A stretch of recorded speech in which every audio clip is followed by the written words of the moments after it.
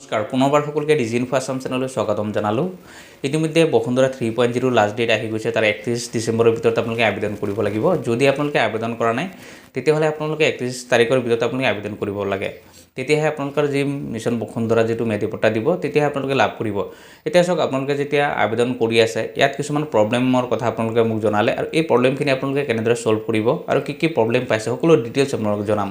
প্ৰথম হৈছে আপোনালোকে যদি পেমেণ্ট কৰিব গৈ আছে, যদি পেমেণ্ট নহয় আপোনালোকে সেইটো পেমেণ্ট কেনেকৈ কৰিব লাগিব, আপোনালোকে সেইটো পেমেণ্ট আপোনালোকে ক'ত কৰিব সকলো ডিটেইলছ আপোনালোকক দেখাম। তাৰপিছত হৈছে কি আৰু এটা কথা হৈছে কি আপোনাৰ যিটো একচনা পট্টা বা একচনা তজি মাটি কি আচলতে, কাৰণ একচনা পট্টাৰ মাটিখিনি কি হয় যেতিয়া আপোনালোকে এপ্লাই কৰিব যায়, এপ্লাই কৰিব গ'লে আপোনাৰ লেণ্ড বেংকত নাম নাথাকে, কিয় নাম নাথাকে সকলো ডিটেইলছ জনাম। তাৰপিছত যদি এতিয়ালৈকে আপোনাৰ লেণ্ড বেংকত নাম নাই আপোনালোকে সেইটো লেণ্ড বেংকত এতিয়া নাম সোমাব পাৰে, সেইটো অপশ্যন ইতিমধ্যে আহি গৈছে। গতিকে আপোনালোকে এই সকলোখিনি জানিবলৈ আপোনালোকে ভিডিঅ'টো সম্পূৰ্ণকৈ চাব। তাৰ লগতে যদি আপোনালোকে নতুনকৈ চাই আছে তেতিয়াহ'লে চেনেলটো ছাবস্ক্ৰাইব কৰি ভিডিঅ'টো লাইক আৰু এটা শ্বেয়াৰ কৰি।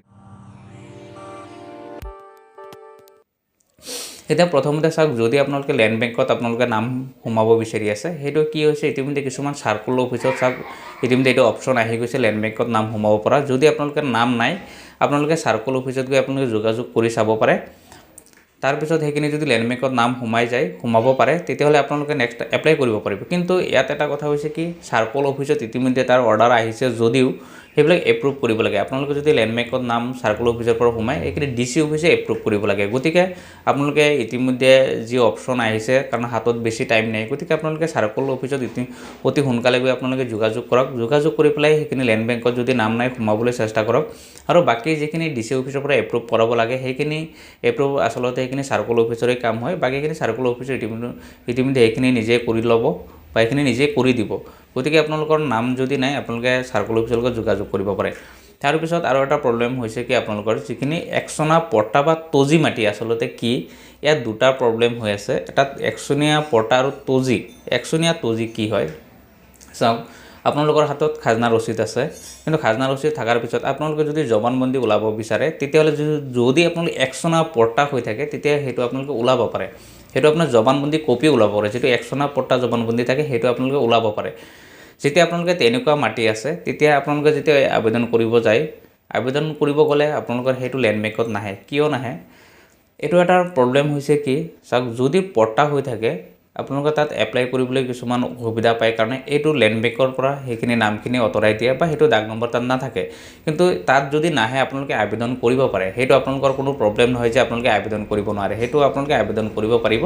সেইটো হৈছে কি বসুন্ধৰা 3.0 নহয়, সেইটো হৈছে আপোনালোকে চাব পাৰে যদি বসুন্ধৰাত আপোনালোকে আহে, বসুন্ধৰাত আহিলে এইটো চাওক কনভাৰ্চন ফ্ৰম এনুৱেল পাট্টা পৰা পিৰিয়ডিক পাট্টা। যদি আপোনালোকৰ খাজনা ৰচিদ থকাৰ পিছত যদি আপোনাৰ একচনীয়া জবানবন্দী কপি ওলাই যায় তেতিয়াহ'লে আপোনালোকে এইটোত আবেদন কৰিব লাগিব। এইটো আপোনালোকে আবেদন কৰিব পাৰিব যেতিয়া 31 ডিচেম্বৰৰ পিছত যেতিয়া বসুন্ধৰা 3.0 শেষ হৈ যাব তেতিয়া আপোনালোকে আবেদন কৰিব। আবেদন কৰি পেলাই আপোনালোকে মণ্ডলৰ লগত আলোচনা কৰি পেলাই সেইখিনি আপোনালোকে মেধিপট্টা কৰি ল'ব পাৰে। এইটোত আপোনালোকৰ ইমান ডাঙৰ প্ৰব্লেম নাই যে বসুন্ধৰা 3.0ত আপোনালোকে আবেদন কৰিব লাগিব। আবেদন যদি আপোনালোকে ইয়াত নকৰে আপোনালোকৰ কোনো প্ৰব্লেম নাই, যদি লেণ্ড বেংকত নাম নাই একো টেনশ্যন ল'ব নালাগে।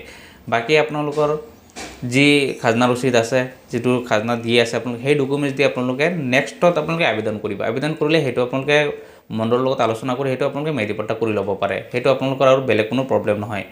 নেক্সট হৈছে কি যিটো তজি একচনা মাটি হয়, চাওক তজি একচনা মাটিখিনি কি হয়, আপোনালোকে যদি খাজনা ৰচিদ ওলাব যায় তেতিয়াহ'লে আপোনালোকৰ সেইটো খাজনা ৰচিদ নোলায়, সেইখিনিহে আপোনালোকে আচলতে আবেদন কৰিব পাৰে। সেইখিনিহে আবেদন কৰিব দিছে যিটো বসুন্ধৰা 3.0ত।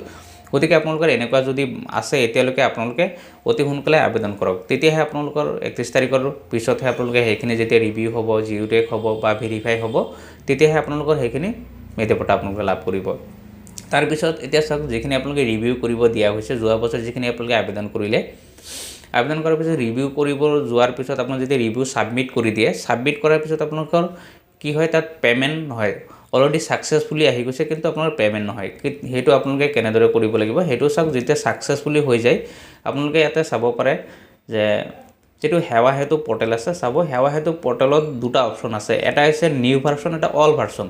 যেতিয়া আপোনালোকে অল ভাৰ্চনত যদি আপোনালোকে ছাবমিট কৰি দিয়ে তেতিয়া নিউ ভাৰ্চনটোত অট'মেটিকলি ইয়াত খোল খাই গৈছে। আপোনালোকে চাব এই নিউ ভাৰ্চনত আপোনালোকে যিটো এপ্লিকেশ্যন নাম্বাৰ আছে সেইটো আপোনালোকে চাৰ্চ কৰিব।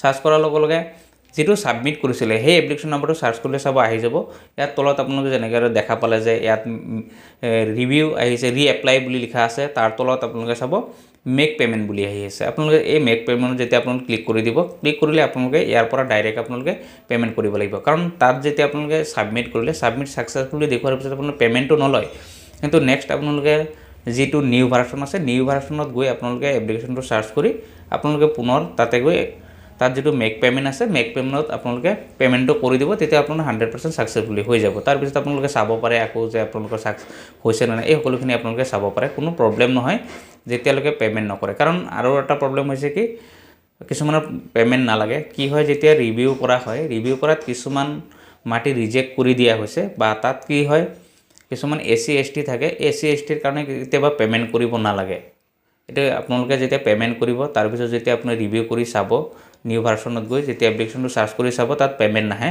তাত চাব এপ্লিকেশ্যনটো অলৰেডি ৰিজেক্টই থাকিব যদি ৰিজেক্ট থাকে হেতু পেমেন্ট নলয় কাৰণ হেতু এপ্লিকেশ্যন কৰোতে প্ৰবলেম হৈছিলে বা তেওঁলোকৰ যেটো মাটি দিছিলে মাটিৰ যেটো দাগ নম্বৰ দিছিলে হেতু তেওঁলোকৰ নহব পাৰে এনেকুৱা যদি কিছুমান প্ৰবলেম হৈছে হেকিনি পেমেন্ট নহয় গতিকে যিখিনি পেমেন্ট হয় পেমেন্ট হলে আপোনালোকে চাব সাবমিটেড অলৰেডি আহি গৈছে যদি সাবমিটেড আহি গৈছে তেতিয়ালে জানিব যে এটো সাবমিট হৈ গৈছে অলৰেডি বেককে আপোনালোকে একো টেনচন ল'ব নালাগে আৰু এটা হৈছে কি আপোনালোকে যেতিয়া সাবমিট কৰে যেতিয়া ৰিভিউ কৰা হয় ৰিভিউত আপোনালোকে সব যেটো এটা কমেন্ট কৰিব লাগে আপোনালোকে সেই কমেন্টটো কি কৰিব হেতু সকলে ভাবি আছিল যে তাত কি বুলি লিখা হয় যে তাত ৰিজনটো লিখিব লাগে সব ৰিজনটোত আপোনালোক বিখে একো নাই তাত লিখিবলৈ জাস্ট আপোনালোকে যে এপ্লাই কৰিলে আপোনালোকে কিহৰ কাৰণে এপ্লাই কৰিছিলে আপোনালোকে কি কি ডকুমেন্টছ দিলে হেখিনি আপোনালোকে লিখিব পাৰে ইয়াত আপোনালোকে লিখিব পাৰে সব dear sir my application rejected Basundhara 2.0 লিখিলে লিখাৰ পিছত আপোনালোকে লিখিব আই ৰিসাবমিটেড মাই এপ্লিকেশ্যন